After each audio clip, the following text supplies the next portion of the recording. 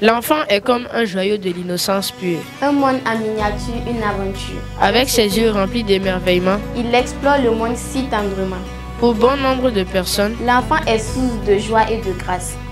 dans ses rires, tout le bonheur prend place. Il grandit, apprend, s'épanouit en douceur, devenant le futur promesse de grandeur. Ce 20 novembre, c'est cet être innocent que l'on célèbre dans le monde entier. C'est notre journée. Hélas, depuis un bon moment, les enfants du Burkina Faso font face à une crise sécuritaire sans précédent comme tout le monde.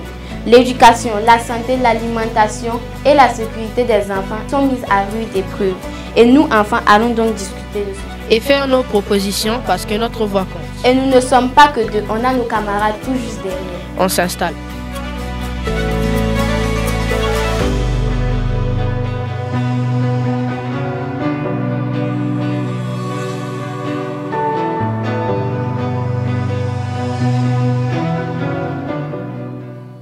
Bonsoir et bonne arrivée. Bonsoir et merci. Tu es spécialement heureux aujourd'hui et puis on sent que c'est la fête, tu es très bien habillé. Oui, on va dire comme toujours.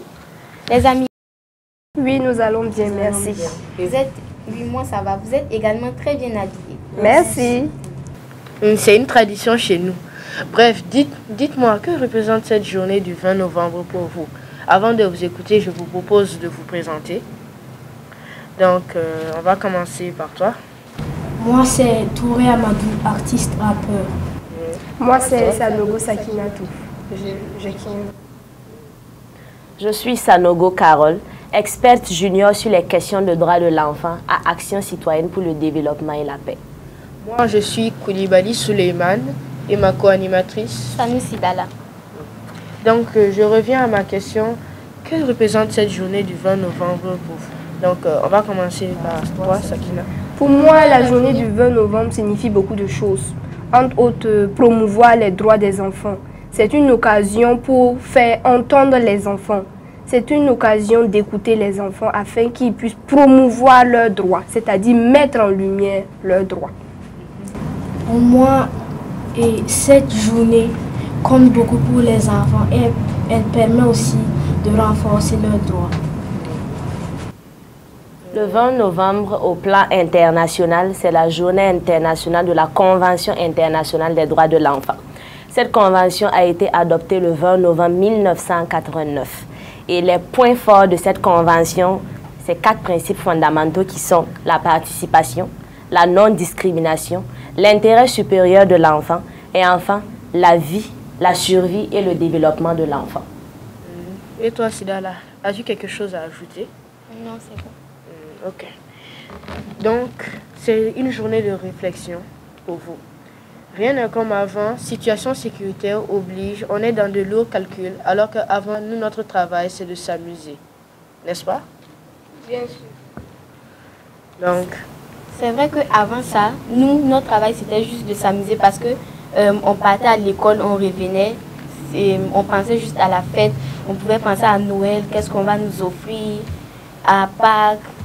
On pensait, on révisait, c'était juste ça, à ce qu'on va manger ce soir. Mais après la crise, maintenant, tout est devenu difficile pour tout le monde. Effectivement, c'est comme l'a dit Sidala. Avant, bon, les enfants c'était rire, s'amuser, courir. Mais maintenant, c'est devenu un peu différent à cause de la crise et de la crise sécuritaire. Donc, c'est un peu compliqué. Je suis d'accord avec elle parce qu'avant, on s'amusait, on ne pensait pas à ce qui allait se passer dans le futur.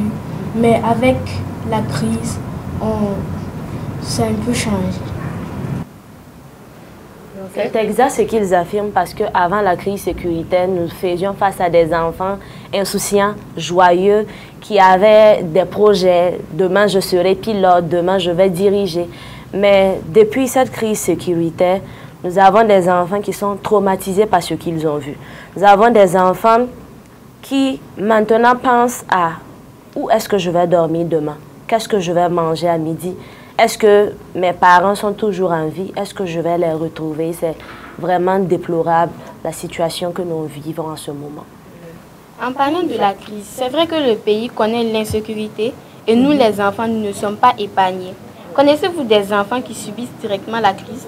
Je vais commencer par toi, Sakina. Personnellement, je ne connais pas des enfants qui on va dire personnellement, je ne les connais pas, mais à travers les journaux télévisés, je vois ces enfants-là qui, comme moi, traversent vraiment de difficiles moments en ce moment.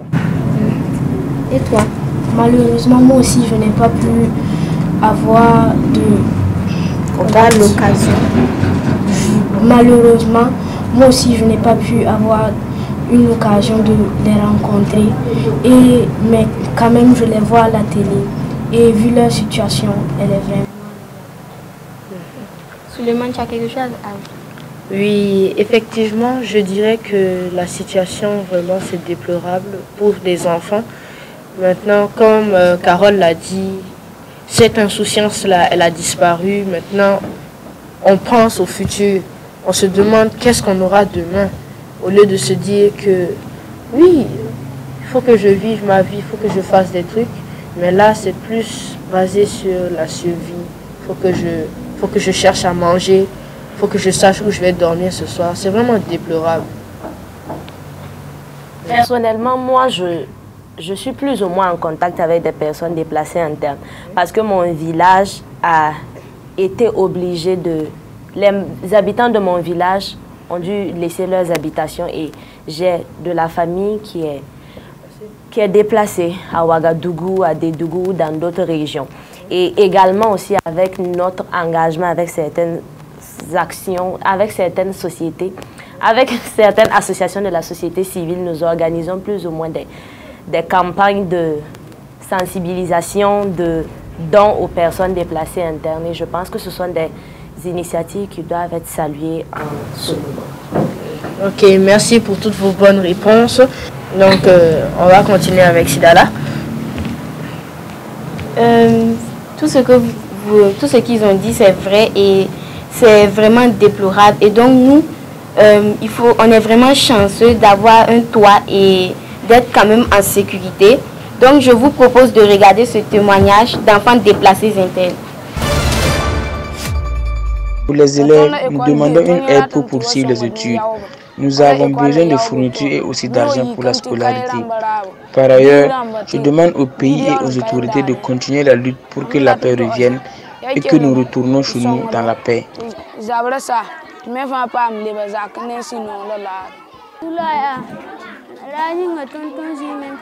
Notre souci ici, c'est la nourriture. Des fois, on n'a pas à manger. C'est des moments vraiment difficiles. Les enfants pleurent. Parfois, on fait 2 jours sans nourriture. C'est vraiment notre problème. Après avoir tous vu cette vidéo, qu'est-ce que vous en pensez? Je vais commencer par toi. Bon, c'est vraiment très malheureux parce qu'il y a des enfants comme nous qui étaient à l'école, mais malheureusement, à cause de l'insécurité, ils ont dû quitter l'école, se sacrifier et pouvoir chercher à manger. Même si nous, on a ce qu'on veut parfois, mais ce n'est pas tout le monde qui peut avoir ce qu'il veut. Tu as raison, c'est vraiment déplorable de voir ces enfants-là qui sont comme nous, mais qui n'ont pas accès à la sécurité comme nous, n'ont pas accès à l'éducation. Et tout ceci à cause du terrorisme. C'est vraiment déplorable.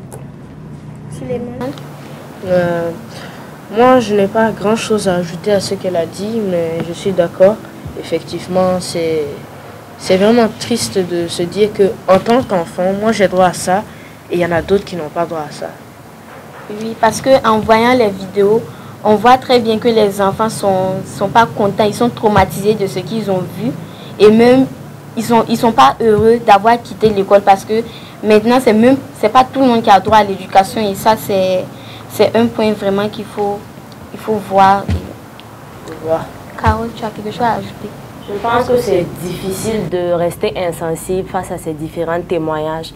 Et ce que j'aimerais ajouter, c'est que nous devons apporter un soutien psychologique à ces enfants-là pour que ces derniers apprennent à vivre avec cette douleur, qu'ils apprennent à aller de l'avant, que ces derniers soient dans des conditions d'apprentissage, qu'ils arrivent à se construire. Parce que si on ne le fait pas, demain, nous aurons un gros problème avec ces enfants qui vont grandir. Ok. Merci pour ce que tu as dit. Maintenant, j'aimerais vous poser la question de est-ce que les enfants peuvent espérer et rêver d'un meilleur avenir vu la crise sécuritaire?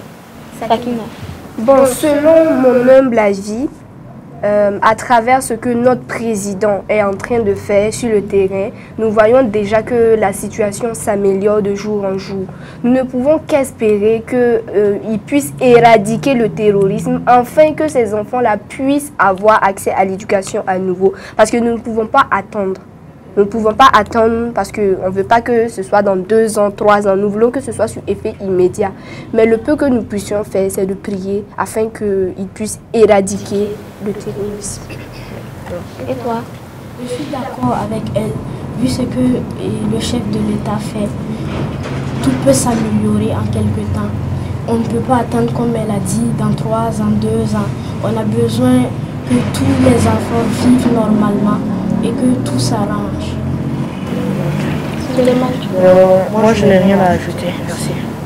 Je pense qu'on peut espérer un avenir meilleur pour le Burkina Faso parce que chaque chose a une fin. Et nous aurons la paix au Burkina Faso, ça c'est une évidence. Maintenant, pour que cette paix-là soit vraiment efficiente, nous devons commencer dès à présent à prendre en charge ces enfants qui sont dans la rue. Vraiment les aider à aller de l'avant et à se développer parce qu'on aura la paix, oui, mais les individus, ces futurs enfants, ils seront dans des difficultés demain, ils vont mettre tout le monde dans les difficultés. Donc, nous aurons un avenir meilleur demain, mais cet avenir se prépare dès maintenant. Ce que tu dis, c'est vrai, parce que en ce moment, en voyant les enfants, on sait que, en voyant même ce que le président fait, on sait que tout ça va bientôt finir parce que on peut lui faire confiance. On peut lui faire confiance. C'est ça, ok. Donc, merci vraiment pour tous vos témoignages et réponses. Maintenant, je vais passer à la question suivante. Comment pensez-vous que nous, enfants, on peut contribuer à cet avenir, à ce futur? Donc, on va commencer par toi, Amadou. Selon moi, on peut contribuer en faisant des dons. On peut créer aussi des campagnes. On peut s'organiser à l'école pour faire des dons, pour aider les déplacés parce que vraiment c'est très triste. Effectivement, c'est comme il a dit, c'est essayer d'aider ces enfants-là comme nous le pouvons parce que nous déjà, nous sommes des enfants comme eux. Les dons, c'est vrai, les dons d'habits, les habits que nous utilisons, mais que nous utilisons plus pardon, parce qu'il ne faut pas aussi donner des habits usagés que l'on ne peut plus utiliser, parce que ce n'est pas joli à voir. Aussi, si on pouvait faire des dons de nourriture, parce qu'il y a certains aussi, ils n'arrivent pas à manger. Il y a, tout ça là, ça entre dans ce contexte en fait. Voilà. Donc, Sida là, je suis d'accord avec leur réponse parce que même à l'école, on peut organiser des activités pour pouvoir faire des dons. Et en faisant ça même, on peut apprendre de ce qu'on a fait parce que tout ça rentre dans le cadre de l'école. Et en plus de ça, ça nous permet de les aider. Parce que nous, on a eu la chance d'avoir un toit. Et il faut vraiment qu'on les aide parce qu'eux, ils n'ont pas eu cette chance-là et ils souffrent en ce moment. Et donc, c'est exact. Comme vous l'avez dit, c'est un élan de solidarité, les soutenir du mieux que l'on peut. Et également, à travers cette initiative d'Any Voice, donc c'est déjà amplifier la voix de ces derniers-là, porter haut leur peine pour que ce soit résolu. Et également, nous, en étant enfants, nous devons commencer à nous imprégner des textes et des lois qui nous avantagent.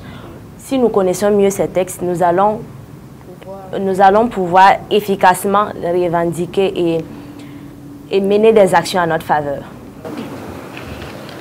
Donc, pour vous, vraiment, on pourra bientôt, si on arrive à être solidaire, on pourra tout vraiment aller vers ce futur qui est notre objectif. Effectivement. Oui. Tout ça, c'est bien, mes chers amis. Maintenant, j'aimerais entendre quels sont vos rêves pour le Burkina Faso.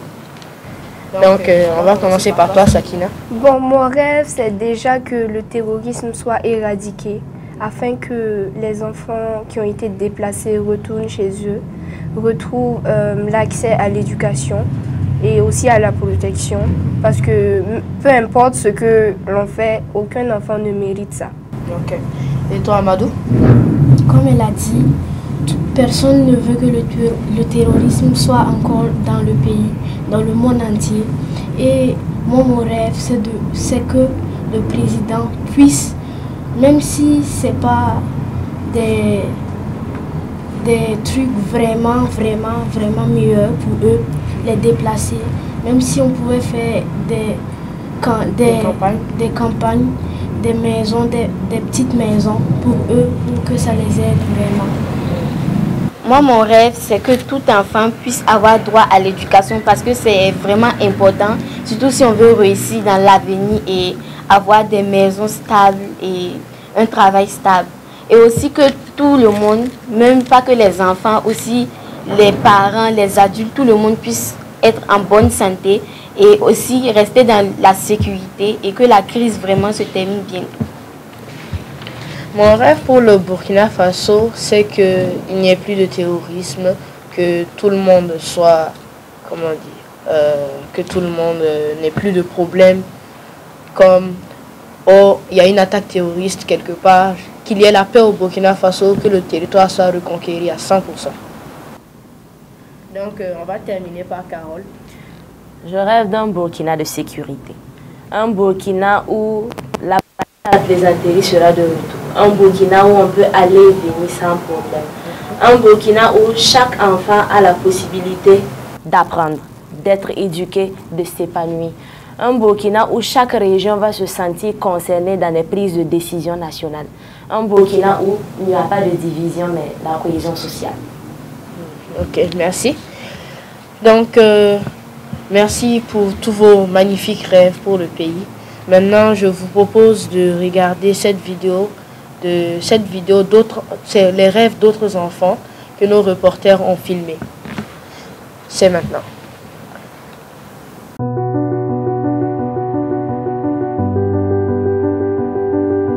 Je m'appelle Gwen Fatimata. En tant qu'enfant, je veux que tous les enfants aillent à l'école sans avoir peur, que tous les déplacés internes puissent retourner dans leur village, qu'il y a beaucoup de nourriture au Faso. Je me nomme Pedro Aboubakar Sidik. Je me rêve pour que le Burkina Faso soit en paix et que je puisse aller à l'école pour devenir demain un infirmier et que le Burkina Faso se développe. Merci pour tous vos rêves et espérons vraiment que les enfants puissent avoir la santé, la sécurité, même pas que les enfants, aussi les adultes. Et pour aller plus loin, j'aimerais vous demander qu'est-ce que vous aimeriez dire aux autorités et à la population pour un meilleur avenir pour les enfants. Et je vais commencer par toi, Sabine. Bon, déjà, je dirais aux autorités que nous n'avons pas besoin d'attendre que la crise soit terminée avant de vouloir donner l'éducation à ces enfants-là. Parce que nous ne savions pas quand ça va finir. C'est vrai que nous prions Dieu pour que ça finisse vite, mais nous ne sommes pas maîtres du temps. Donc, si on pouvait voir, même si ce sont de petites écoles que nous pouvons, est-ce que l'État peut essayer de construire, pour pouvoir éduquer ces enfants-là en attendant que la crise soit totalement éradiquée. De plus aussi, je veux que les jeunes et aussi les enfants puissent se soutenir mutuellement, s'aider dans la solidarité, dans tout ça. Et toi? Bon, j'aimerais bien que l'État renforce les forces de sécurité afin de toucher à la fin du terrorisme. Et comme elle a dit, on aimerait bien nous tous, même si ce sont des petites écoles, afin d'aider les déplacés à bien s'exprimer. Clément, tu as quelque chose à ajouter? Oui, moi j'aimerais, mon message aux autorités, c'est de ne pas abandonner, d'aller tout droit. Même si ce n'est pas aujourd'hui que la crise va s'arrêter, on les encourage à continuer dans cette direction jusqu'à ce que le mal soit totalement éradiqué, jusqu'à ce qu'il n'y ait plus de terrorisme et que la sécurité soit revenue au Burkina Faso. Aux autorités, j'aimerais dire que nous avons pleinement conscience des efforts que vous fournissez pour que nous soyons dans un climat de sécurité. Ce que j'ai à vous dire, c'est de ne pas oublier les jeunes, les enfants, parce que c'est l'avenir du pays et que Pour que cet avenir-là soit radieux, nous devons commencer à miser, à renforcer les capacités de ces jeunes-là pour que demain nous soyons fiers du Burkina. On va donc souhaiter que la paix revienne dans notre pays. Voilà, c'est donc ici que s'arrête notre échange. Merci à vous les amis d'avoir pris part aux échanges. À tous les autres camarades, merci de nous avoir suivis. Notre souhait à tous est que la paix revienne au Burkina Faso et que tout le monde soit épanoui. À vous, autorités et parents, nous vous invitons à protéger ces trésors que sont les enfants. Ensemble, chérissons les biens pour qu'ils grandissent et deviennent des citoyens responsables de la société. L'enfant, l'avenir, notre plus grand espoir. Dans leur lumière, trouvons notre devoir. Bye bye.